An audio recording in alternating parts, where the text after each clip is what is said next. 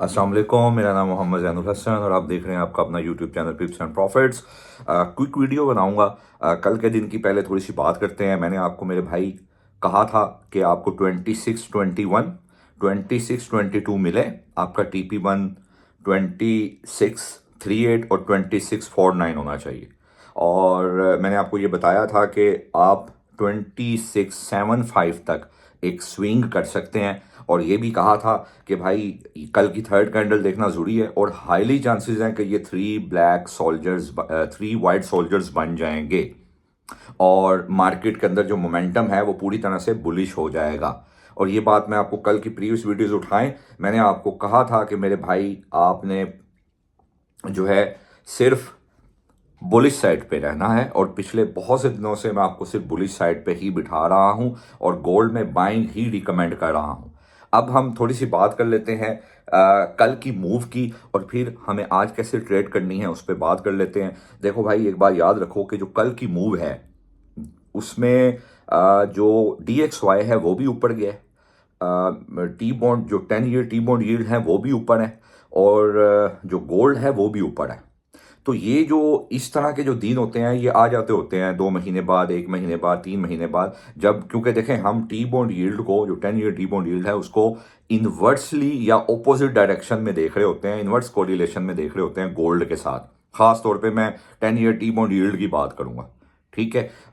DXY को भी थोड़ी देर के लिए साइड पे रखते हैं। हाँ, हम DXY को जरूर देख रहे होते हैं क्योंकि ये भी इन्वर्सली प्रोपोर्शनेट होता है। लेकिन जब कोई मामलात, कोई अनसर्टिनिटी पैदा हो जाती है वर्ल्ड वाइड, लाइक कोई वार है या कुछ भी, किसी भी तरह का कोई पॉलिटिकल इंस्टेबिलिटी है या कोई फाइनेंशियल जो है वो इंस्टेबिलिटीज चल रही हैं वर्ल्ड वाइड, तो फिर जाहिर है जो है डॉलर और सिल्वर और गोल्ड फिर एक ही सिमत में चल रहे होते हैं, एक ही डायरेक्शन में चल रहे होते हैं।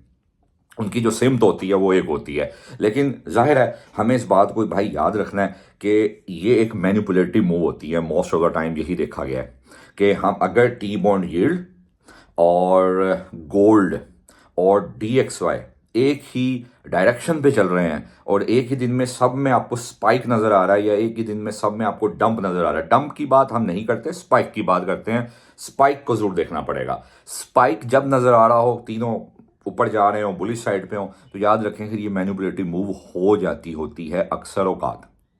ठीक हो गया। उस लिहाज से बात करें तो कल जाहिर है मैंने आपको बताया था कि भाई एम पैटर्न एक्टिव है टी बॉन्ड यील्ड में, फिर DXY अपनी इंट्राडे रेजिस्टेंस है। प्रीवियस वीडियोस उठा के देखें तो उस वजह से गोल्ड में जाहिर आपको स्पाइक नजर आ रहा है। लेकिन कल ये तीनों एक ही साइड पे थे। तो उस लिहाज से फिर एक और अगर बात करें तो इंट्राडे में जो वॉल्यूम है बाय साइड का, वो देखें 3 वाइट सोल्जर्स बने जरूर हैं, नो डाउट। लेकिन हमने देखा हम वॉल्यूम को नहीं छोड़ सकते।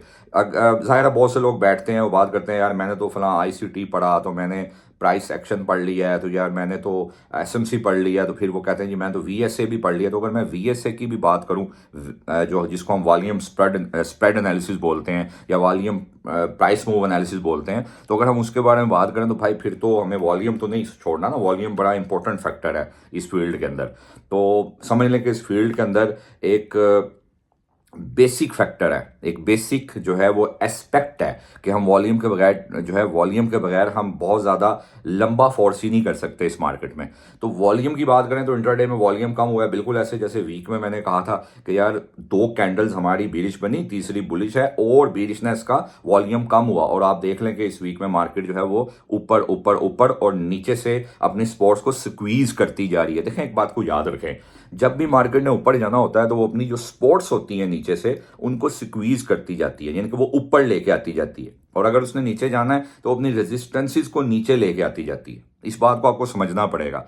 तो अभी गोल्ड देखें कि नेचर तो उसकी वही है और वो अपनी जो स्पोर्ट है वो उसको ऊपर लेके जा रहा है। देखें कहाँ से पहले उसने 2602, इसको यहाँ से मुख्तसर कर लेते हैं, 2602, फिर उसके बाद 2612 और फिर उसके बाद 2622 और फिर उसके बाद 2633 और फिर अब 2642 या 43 को उसने स्पॉट बना लिया। तो उस लिहाज से जाहिर है गोल्ड तो ऊपर के सफ़र पे है, लेकिन जाहिर है हमें वॉल्यूम भी देखना है। उस लिहाज से बात करें तो आज के दिन का जो आपका प्राइम लेवल है वो है 2642।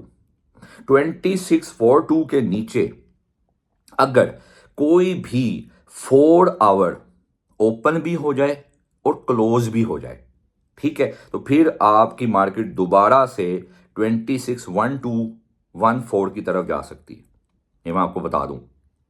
ठीक हो गया, लेकिन हमें लेवल टू लेवल चलना है। ठीक है, उसी तरह हम बात करें अगर मार्केट 2630 के नीचे 31 के नीचे कह लें, मार्केट ने 2631 के नीचे 4 आवर क्लोज कर दी, तो फिर जाहिर है हम दोबारा से नीचे के लेवल्स की तरफ जा सकते हैं। ठीक हो गया, अभी हमारे पास जो अब बाय का एक अच्छा लेवल बन चुका है, वो हमारी जाहिर है वो हमारा एक आरबीएस स्ट्रक्चर भी है, और हमारी पहले वो रेजिस्टेंस या वो सपोर्ट बन गई है, वो है 2622। ठीक है, तो वहां से जाहिर है जहां देखें, आसान सी बात है, जहां मार्केट जिस सपोर्ट को रिस्पेक्ट दे वहां से नीचे का सेल दें और आप बाय कर लिया करें, और पूरा दिन पहले देखना पड़ता है, और जहां से मार्केट जो है रेजिस्टेंस दे रही है वहां से ऊपर का एसएल दें और वहां से सेल कर दें। हाँ, कोशिश करें टाइम फ्रेम बढ़ाओ। तो उस लिहाज से बात करें तो भाईजान आपको आज 2633 मिलता है, बाय करो। 2643 मिलता है, बाय करो। ठीक हो गया, ये दो मैंने आपको लेवल्स बताए हैं, यहां से आपको बाय करनी है। हाँ, कल का हमारा हाई है 2656 तकरीबन।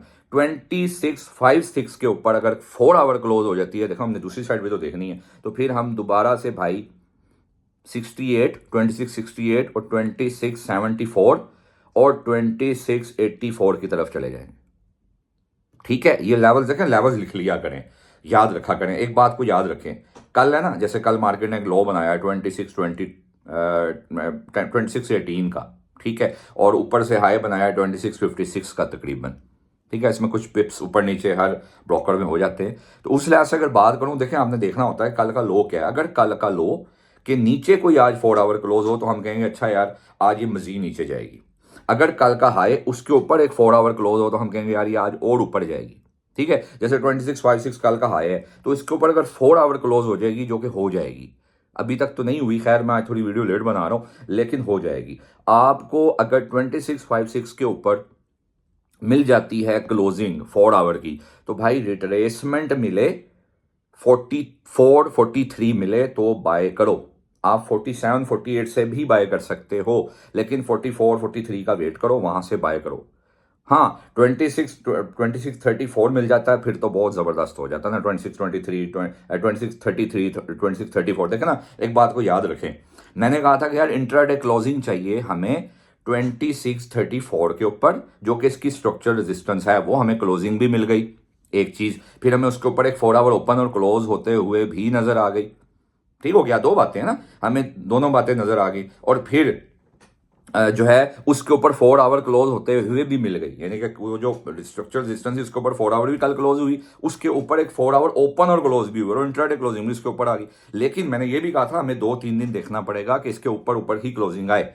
हाँ, अब हम 30-80 के सीक्वेंस की बात करते हैं, जो मैं अक्सर कहता होता हूँ भाई 30 के ऊपर तो मार्केट आ गई है। अब 26 हाईली चांसेस यही हैं कि अभी आप बाय करो, और 2684 तक अब मार्केट इजीली जा सकती है।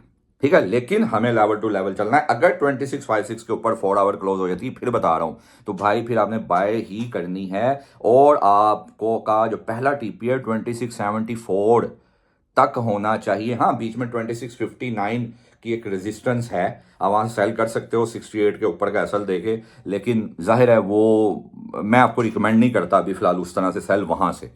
हाँ, आपको 82 मिलता है, 2674 मिलता है, 2682 मिलता है, आप वहां से सेल करो। ठीक हो गया, लेकिन अगर 2656 के ऊपर 4 आवर क्लोज हो जाती है, तो भाई फिर आपने नीचे से बाय ही करना है, और जब तक 2656 से नीचे है मार्केट आप सेल प्लान कर सकते हो, लेकिन जब भाई इसके ऊपर आके स्टे हो जाएगी, भाई सेल में ना जाना। हाँ, वॉल्यूम है, ठीक है, लेकिन हमें आज देखना पड़ेगा कि मार्केट किस तरह से रिएक्शन देती है। उम्मीद करता हूं बहुत अच्छी तरह समझ आ गई होगी आपको। बस इतनी बात याद रखनी है कि भाई 2656 से ऊपर 4 आवर क्लोज हो जाए तो बाय, और फिर बाय और बस बाय, और जब तक इससे नीचे नीचे है तो सेल कर सकते हैं। ठीक हो गया, लेकिन मैं आपको यही कहूंगा कि आपको 2633 मिले, 2633 और 2643, तो आप बाय करो। ठीक हो गया, इसी तरह मेरे भाई बीटीसी की बात करें, 98,000 का लेवल आपको दिया हुआ प्रीवियस वीडियोस उठा के 3 दिन पहले से कह रहा हूँ। ठीक है, आपको अब 90,700 मिले, जो कि मुश्किल है, 91,500 मिले, या 92,400 मिले, आप 91,500 का वेट करो, वो आपको मिलता है, आप बाय करो। ठीक हो गया, और 98,000 ही आपका टीपी होना चाहिए। इसी तरह हम बात करते हैं, देखो यार एक बात को ना समझो, एक न्यूज़ है जो कि यूक्रेन वाली न्यूज़ है। यूक्रेन की न्यूज़ क्या भाई कि उनको लॉन्ग रेंज मिसाइल्स उन्होंने फायर किए विद इन द टेरिटरी या इंटरनल टेरिटरी ऑफ रशिया। तो जाहिर है अब यूक्रेन जो है वो एक नेटो का हिस्सा बन चुका है, और यही एक जंग, यही देखें जो फेब 2022 से रशिया और यूक्रेन वाला इशू स्टार्ट हुआ है, वो मसला ही यूरोपीय यूनियन और नेटो से, यूरोपियन से अलग होकर नेटो का हिस्सा बनना था। जाहिर अमेरिका ने, अब कुछ 31 कंट्रीज़ हैं नेटो की 1929 से, इनकी एक कोलैबोरेशन है, एक आपस में कोलैब किया हुआ है इन्होंने कि भाई मिलकर ही सारे मामला चलाने हैं। नेटो की वजह से अमेरिका को ज़्यादा अच्छी सपोर्ट है। तो उस लिहाज से बात करें तो भाई जंग तो ये रीज़न तो वही है। तो अब अगर रशिया ने भी बयान दे दिया है कि भाई अगर इन्होंने मुझ पर ये अटैक किया है तो मैं तो इसको पूरी नेटो के साथ जंग मानता हूँ, ठीक है। और आपको पता है प्यूटन साहब तो भदर आदमी हैं, वो तो वैसे ही नहीं छोड़ते किसी को। खैर उस लिहाज से बात करें तो ये एक थोड़ी सी न्यूज़ है, क्योंकि देखें ना पहले तो ये चीज़ न्यूज़ पुरानी थी, यूक्रेन और रशिया का मसला चल रहा था, हमास वाले मामला पहले ही मार्केट में प्राइसिंग हो गए हैं। लेकिन यूएसए की इन्वॉल्वमेंट और प्यूटन का साफ कह देना कि यूएसए हमारे साथ जंग कर रहा है और हम इसके साथ न्यूक्लियर जंग लड़ सकते हैं या कर सकते हैं, तो फिर जाहिर है फिर यूएस सेशन में भी इम्पैक्ट आएगा और यूरोपियन सेशन में भी इम्पैक्ट आएगा। और एक न्यूज़ ये है जिसकी वजह से मार्केट में जो है वो इम्पैक्ट आया हुआ है, ठीक है। तो भाई उस लिहाज से बात करें तो देखें गोल्ड और गोल्ड ने तो फिर जो है वो बुलिश होना ही था। खैर फंडामेंटल इम्पैक्ट है थोड़ा सा गोल्ड पे, ये नहीं मैं कहता गोल्ड पे बिल्कुल फंडामेंटल इम्पैक्ट नहीं, फंडामेंटल इम्पैक्ट की वजह से ही गोल्ड ऊपर है, ठीक है। और स्टॉक्स जो है वो उस तरह से उठ नहीं पा रहे, जाहिर है स्टॉक नीचे नीचे हैं।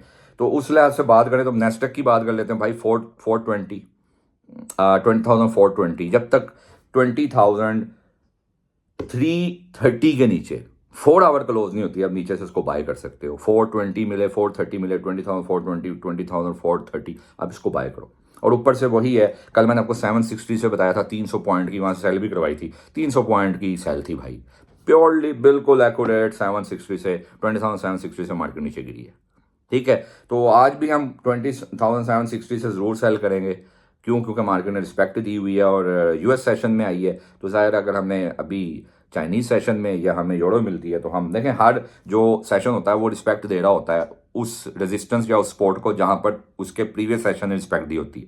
हाईली चांसेस यही रहते हैं। देखें बाकी फंडामेंटल न्यूज़ है, कभी भी आए फिर ना कोई रेजिस्टेंस काम करती है ना कोई सपोर्ट, सब कुछ ही टूट जाता है फिर, ठीक है, वो तो एक अलग बात है।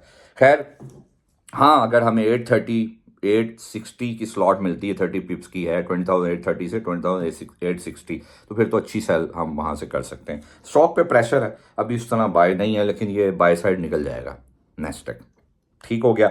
हाँ जाहिर है 760 इसकी एक, आपको याद होगा ऑल टाइम हाई इसका प्रीवियस था, तो जाहिर है वहाँ से फिर उसका जो पहले वो उसकी रेजिस्टेंस थी वो आरबीएस बना, अब वो एसबीआर बना हुआ है, ठीक है। तो बहरहाल इस तरह से स्ट्रक्चर काम करते हैं।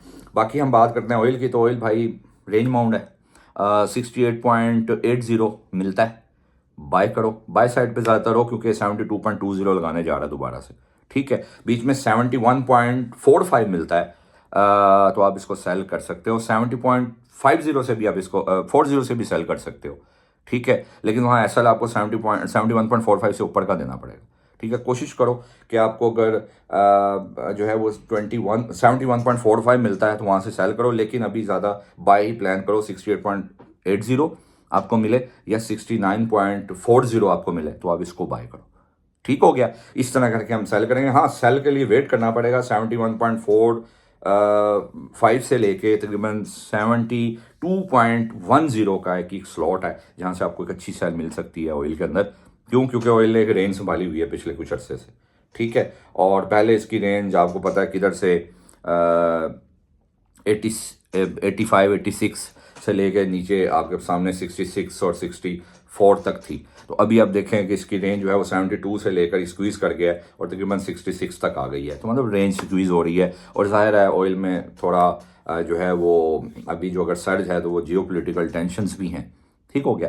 तो उस लिहाज से आपको वहाँ से सेल और बाय करनी है, ठीक हो गया। बाकी इंशाल्लाह ताला कल की वीडियो में मिलते हैं। और वीडियो को सब्सक्राइब किया करो भाई, वीडियो को लाइक किया करो। आपको फ़ायदा होता है तो भाई बताओ ना कि फ़ायदा होता है, पता चलेगा आपको फ़ायदा हो रहा है। और मुझे पता है कि फ़ायदा हो रहा है, ठीक है। आपको जिस तरह बताया जाता है मार्केट उस तरह ही चल रही होती है। और इतनी डिटेल में मैं आपको जो गोल्ड आपका ऑल टाइम फेवरेट है उसको बताने की कोशिश कर रहा होता हूँ, ठीक है। तो अगर तो भाई फ़ायदा हो रहा है तो इस फ़ायदे को ज़ाहिर है आपको बताना है कमेंट्स और अपने लाइक्स की शक्ल में और अपनी शेयरिंग्स की शक्ल में।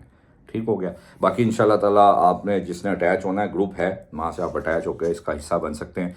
अपना ख्याल रखिएगा। कोई चीज़ देखें, जब बोल रहा होता हूँ तो बहुत सी चीज़ें होती हैं, मिस भी हो जाती हैं, लेकिन कोशिश करता हूँ कि हर पॉइंट में लिख के रखता हूँ और आपको बता के ही जो है वो वीडियो बना के बंद की जाए।